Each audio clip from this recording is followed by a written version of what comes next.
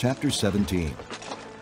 Now the Philistines gathered their forces for war and assembled at Soko in Judah.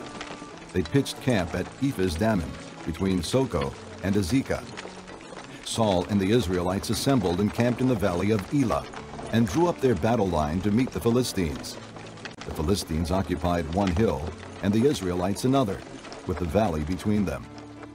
A champion named Goliath, who was from Gath, came out of the Philistine camp. He was over 9 feet tall. He had a bronze helmet on his head and wore a coat of scale armor of bronze weighing 5,000 shekels. On his legs he wore bronze greaves, and a bronze javelin was slung on his back. His spear shaft was like a weaver's rod, and its iron point weighed 600 shekels. His shield bearer went ahead of him. Goliath stood and shouted to the ranks of Israel, "Why do you come out and line up for battle? Am I not a Philistine? And are you not the servants of Saul? Choose a man and have him come down to me. If he is able to fight and kill me, we will become your subjects. But if I overcome him and kill him, you will become our subjects and serve us." Then the Philistine said, "This day I defy the ranks of Israel. Give me a man, and let us fight each other." On hearing the Philistines' words, Saul and all the Israelites were dismayed and terrified. Now David was the son of an Ephrathite named Jesse, who was from Bethlehem in Judah. Jesse had 8 sons, and in Saul's time he was old and well advanced in years. Jesse's 3 oldest sons had followed Saul to the war. The firstborn was Eliab, the second Abinadab, and the third Shammah. David was the youngest.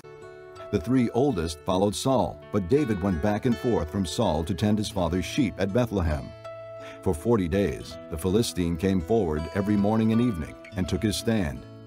Now Jesse said to his son David, "Take this ephah of roasted grain and these 10 loaves of bread for your brothers, and hurry to their camp. Take along these 10 cheeses to the commander of their unit. See how your brothers are, and bring back some assurance from them. They are with Saul and all the men of Israel in the valley of Elah, fighting against the Philistines." Early in the morning, David left the flock with a shepherd, loaded up and set out, as Jesse had directed. He reached the camp as the army was going out to its battle positions, shouting the war cry. Israel and the Philistines were drawing up their lines facing each other. David left his things with the keeper of supplies, ran to the battle lines, and greeted his brothers. As he was talking with them, Goliath, the Philistine champion from Gath, stepped out from his lines and shouted his usual defiance, and David heard it. When the Israelites saw the man, they all ran from him in great fear. Now the Israelites had been saying, "Do you see how this man keeps coming out? He comes out to defy Israel. The king will give great wealth to the man who kills him. He will also give him his daughter in marriage, and will exempt his father's family from taxes in Israel." David asked the men standing near him, "What will be done for the man who kills this Philistine and removes this disgrace from Israel? Who is this uncircumcised Philistine, that he should defy the armies of the living God?" They repeated to him what they had been saying and told him, "This is what will be done for the man who kills him." When Eliab, David's oldest brother, heard him speaking with the men, he burned with anger at him and asked, "Why have you come down here? And with whom did you leave those few sheep in the desert? I know how conceited you are and how wicked your heart is. You came down only to watch the battle." "Now what have I done?" said David. "Can't I even speak?" He then turned away to someone else and brought up the same matter, and the men answered him as before. What David said was overheard and reported to Saul, and Saul sent for him. David said to Saul, "Let no one lose heart on account of this Philistine. Your servant will go and fight him." Saul replied, "You are not able to go out against this Philistine and fight him. You are only a boy, and he has been a fighting man from his youth." But David said to Saul, "Your servant has been keeping his father's sheep. When a lion or a bear came and carried off a sheep from the flock, I went after it, struck it, and rescued the sheep from its mouth. When it turned on me, I seized it by its hair, struck it, and killed it. Your servant has killed both the lion and the bear. This uncircumcised Philistine will be like one of them, because he has defied the armies of the living God. The Lord who delivered me from the paw of the lion and the paw of the bear will deliver me from the hand of this Philistine." Saul said to David, "Go, and the Lord be with you."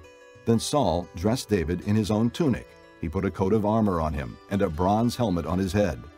David fastened on his sword over the tunic and tried walking around, because he was not used to them. I cannot go in these, He said to Saul. because I am not used to them. So he took them off.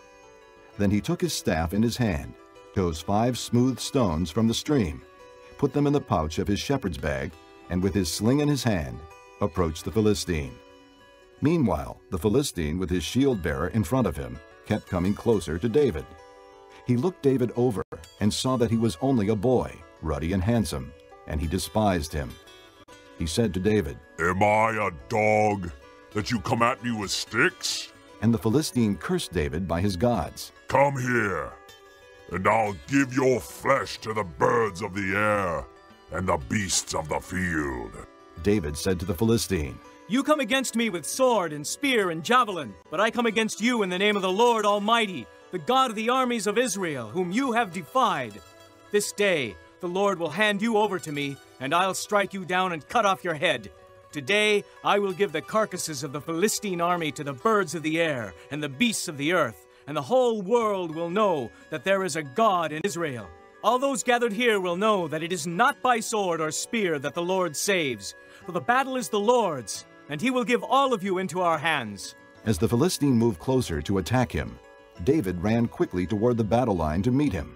Reaching into his bag and taking out a stone, he slung it and struck the Philistine on the forehead. The stone sank into his forehead, and he fell face down on the ground. So David triumphed over the Philistine with a sling and a stone. Without a sword in his hand, he struck down the Philistine and killed him. David ran and stood over him. He took hold of the Philistine's sword and drew it from the scabbard. After he killed him, he cut off his head with the sword. When the Philistines saw that their hero was dead, they turned and ran. Then the men of Israel and Judah surged forward with a shout and pursued the Philistines to the entrance of Gath and to the gates of Ekron. Their dead were strewn along the Shaaraim road to Gath and Ekron. When the Israelites returned from chasing the Philistines, they plundered their camp. David took the Philistine's head and brought it to Jerusalem, and he put the Philistine's weapons in his own tent. As Saul watched David going out to meet the Philistine, he said to Abner, commander of the army, Abner, whose son is that young man? Abner replied, As surely as you live, O king, I don't know. The king said, Find out whose son this young man is. As soon as David returned from killing the Philistine, Abner took him and brought him before Saul, with David still holding the Philistine's head. Whose son are you, young man? Saul asked him. David said, I am the son of your servant Jesse of Bethlehem.